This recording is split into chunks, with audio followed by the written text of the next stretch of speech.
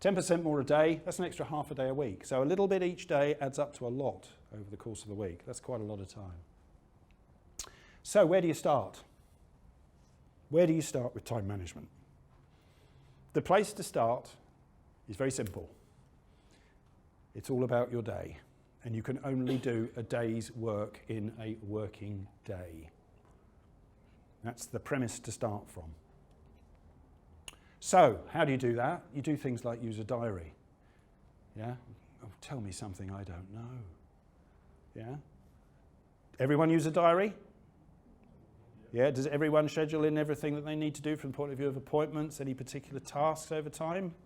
Yeah? Great stuff. Do you ever use it to coordinate with other people that are providing services? Yeah? Cool. Okay, here's the other way you need to use a diary. You need to record what you're doing. You need to get into the habit of actually recording what you're doing at specific times. My challenge to you will be, from leaving here, 20 minutes, every 20 minutes, every hour of your working day, when you get back to work next week, set an alarm and record precisely what you were doing at that point in time. And if you're looking for spare parts on a website and happen to have got interested in something that you saw and are looking at that, that's what you were doing at that point in time. And the other answer that's not correct when noting down what you're doing is, I'm noting down what I'm doing. Okay? You need to do that. Why? Because if you get into that kind of habit, clock watching, noticing what, not just clock watching, noticing what you're doing at specific points in time, it forces you to start becoming really, really time conscious. And that's one of the big issues to do with time management. Because if you're really time conscious, you start moving away from this possibility of time flying. It understands your reality. What do you really do? Yeah? What are you really doing? How come that 70% is draining away? Where is it going? Yeah? In other words, identify stuff you don't, and it also helps you identify the stuff you don't realize you're doing. Yeah? Oh, well, you know, I was just looking up this other part and I saw something interesting on the web, so I had a quick look at it. Danger signal. Why? Because it's grabbed your attention. Time starts to warp the moment that happens. Every time you get into one of those situations, it's not just the fact you're doing it, it's the fact you've gone into a different time sense. Identifies the stuff you don't realize you're doing or you want to admit to doing. Yeah? I don't look at the web that much. Bloody hell I do. Yeah? I don't look at my emails that much. Christ, I do. Yeah? So, my challenge to you, from Monday, set an alarm every 20 minutes, do it for a week, note down precisely what you are doing. Anybody that doesn't find that a value exercise is welcome to call me up, tell me it was a complete waste of time. I would be more than interested to find out why you didn't find it a waste of time. Yeah? But you will find it useful. John, yeah. can I just ask a question there? Does it have the same effect if you get someone else to do it for you? No, because you need that. Right. Okay. You need your personal sense of... It's no good getting No, to do... no. You need a personal sense of time conscious. You need to be personally time conscious. That's the reason for doing it. Right. Yeah. I think the key is the more miserable you are, the more you're going to get done. I don't think that's true. I don't think that's true. I think the more you feel in control, yeah, and the more satisfaction you get from feeling in control, the more you'll get done. I can't do that. I can't possibly go away and set an alarm every 20 minutes. That's rubbish. You can. You're just in a mindset that says it's not your priority. Well, you're sitting here in a room asking me about time management, and I'm helping you with what it takes to get in control of your time. Okay? You can do it. It's just you don't choose to. Let's talk about to-do lists. To-do lists are wonderful things. Who uses to-do lists? Most people in the room, but not everybody put up their hand. That might be because they're embarrassed, but there we go. There are two types of to-do list, closed and open, as it says. Open to-do lists are the way you bung down everything that you need to do, all right? You're not thinking about scheduling, you're not thinking about planning, you're just making a note. And why they're useful is exactly for that point there. They de-stress you because they take away this issue about, will I remember? If you get in the habit of using a to-do list and every single time something comes into your mind or someone asks you something, you jot down a note that says, I need to do this, I need to do that, have a think about. There's a great, this great idea, that great idea. You won't forget things. But the issue is having the habit in the first place. Yeah, the problem with them though is that they're open-ended. They can grow extremely long. If you added up everything that you need to do, want to do, and hope to do in your business, yeah, it was going to be very long. You can never hope to complete it, therefore you can never manage it, you can never be entirely in control of it. And trying to work like that will ultimately lead to dissatisfaction because you get no sense of achievement or accomplishment. Nothing ultimately gets done apart from crossing off a couple of things within a very large list. Whereas a closed to do, sorry, I thought someone was going to ask a question there, whereas a closed to do is a fixed list. It's a finite number of items on it. I'm going to talk about how we use them in a minute. Finite number of items on it, and because of that, it's entirely manageable. It can be completed, and that's all about the sense of control. Remember the 3 types of time that we spoke about? Yeah, how productive you are with your time, your sense of time, and your control of time. And what you're getting here is that sense of achievement, yeah, which is your control of time. Yeah, I am in control of my time because I am taking steps and doing things deliberately to manage my time. So when it comes to a closed to-do list, what is it? Right? You can only do a day's work. This is the premise we're starting from. You can only do a day's work. A closed to-do list is those things that you utterly commit to try and do on the day. Yeah? Those things that you commit to trying to do on the day. Not that you might do, the things that you're going to try and really do on the day. Completion of them clearly will give you a sense of control. I committed to do, I achieved. When you write them, talk about what you're going to do. Yeah, not a broad statement of the job. Talk about the specific task you will complete so that you know what the outcome is you're aiming for, and when you reach that outcome, you know that you've done the job you intended to do. Yeah, so I've just made an example here.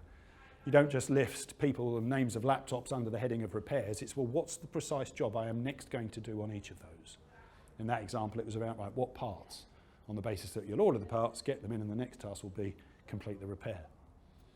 And another thing that's really important about time management is this issue of you can only do a day's work, is thinking about when are you going to finish?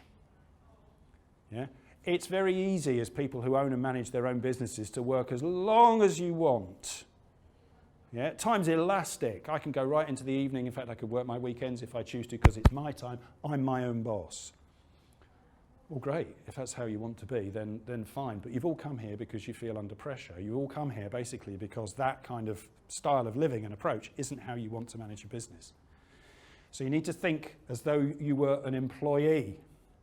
Yeah? I have a 9 till 5. I have an 8 till 6. Whatever your day is, that's your working hours. And you work within those working hours. And the task that's on you is to complete within those working hours. Yeah? So there's a little bit of self-discipline that's needed on this. Yeah? A lot of time management is about taking responsibility for your own actions. It's not about little fancy gizmos where you can put things that have loads of alarms on them and they'll tell you to do this and all the rest of it. It's actually, a lot of it is down to the simple discipline of using your time effectively. So, what the hell is that? That's my notebook. And I thought I'd just share it as an example because I've spoken about all these principles, and the next question is, well, that's all very well, John, but how do you bring it to life? And to show you that it's real, it's here. Okay, my diary is one of these books.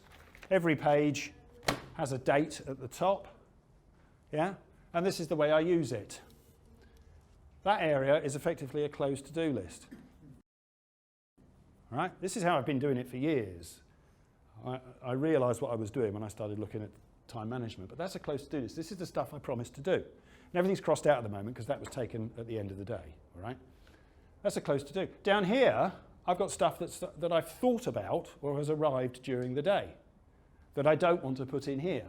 So, you know, tax code return, remove an add-in from my Outlook, I need to contact, that got crossed out because it will be taken forward. You see, notice how I've been putting dates. I'm not going to do them today. I'm going to do some things post the open day, some things on Wednesday, some things on Thursday. So that becomes, if it'll work, my open to-do list. Yeah, which leaves us this funny little bit here. What's that all about? Well, that's my kind of, I will utterly do these things, they have cropped up. So I've got the top there, I need to go through with Paul, my boss about, this was on Tuesday, the first dry run of all these presentations with him, and I needed to talk to him about the fact that I wanted to work from home on the Wednesday and Thursday to get them all done and tart them up and make them like this. Would he let me do that? And I also needed to do some stuff around the email list that we were using to send out all the emails that we've been doing this year, which have been very targeted and different from how we've done them before. And that's it. On one sheet of A4, or foolscap, whichever you like to call it, there it is. It's real.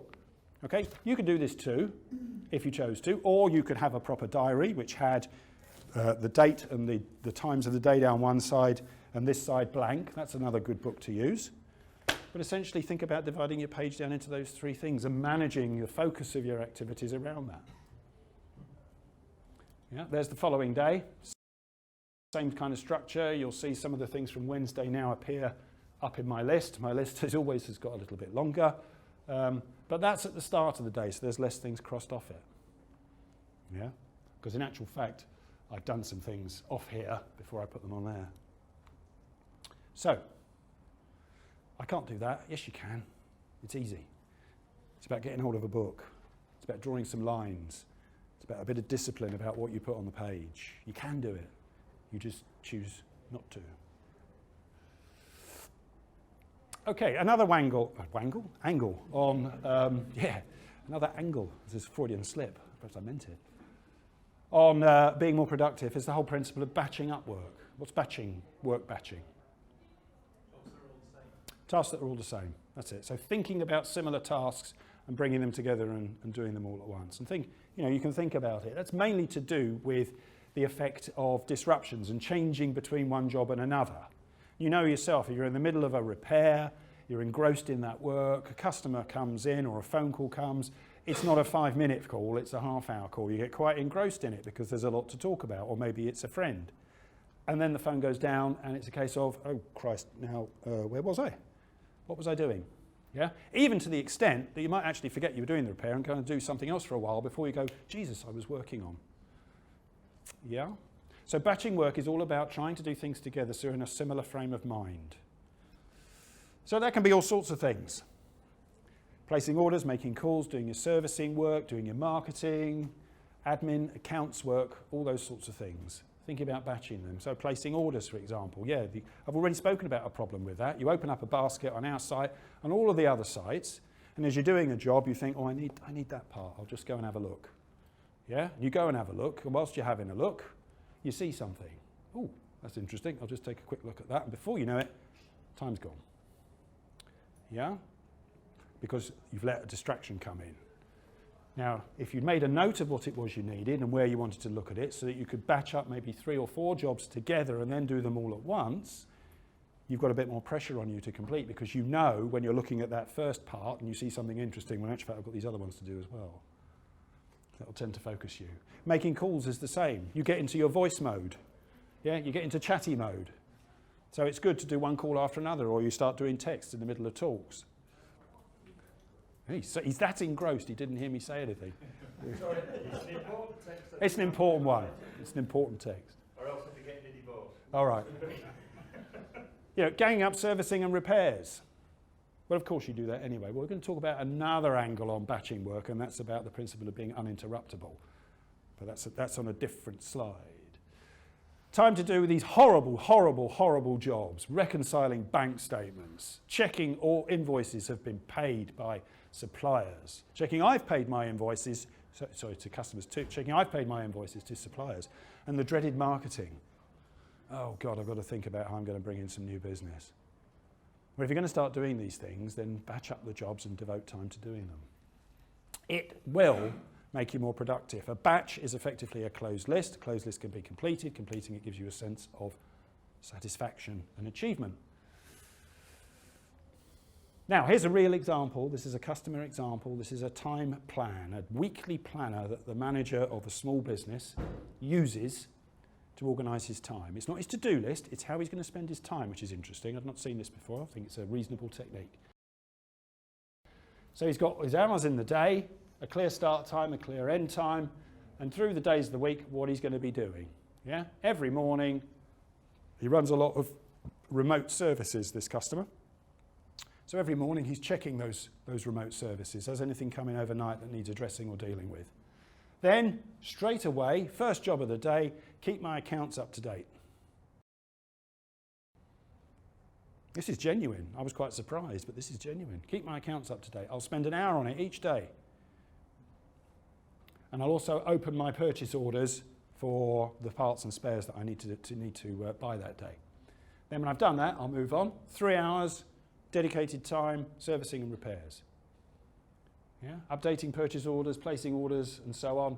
Marketing and development time, deliberately after lunch. Time deliberately spent. Time out, collecting things, and at the end of the day, invoicing.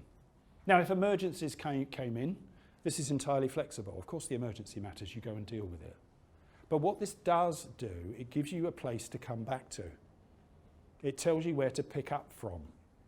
Yeah, so if you lose 2 hours in a day, you can say, right, okay, I've come back to work, that's all dealt with. What should I be doing now? You've got the strategic plan, if you like. You've got the overview plan. And within those different areas, you might have different batches of work. You might have different closed lists. Not to try and make it too complex. But there you are. And I thought that was an interesting way of looking at managing time, because it sets up your week, gives you a clear framework to work to. Again, I couldn't possibly do that. You can, because everything you do, you choose to do. All you're saying is no, I don't see that as a priority. Well, you're all here because of issues to do with time. It is a technique for helping you manage and give you a sense of control of time.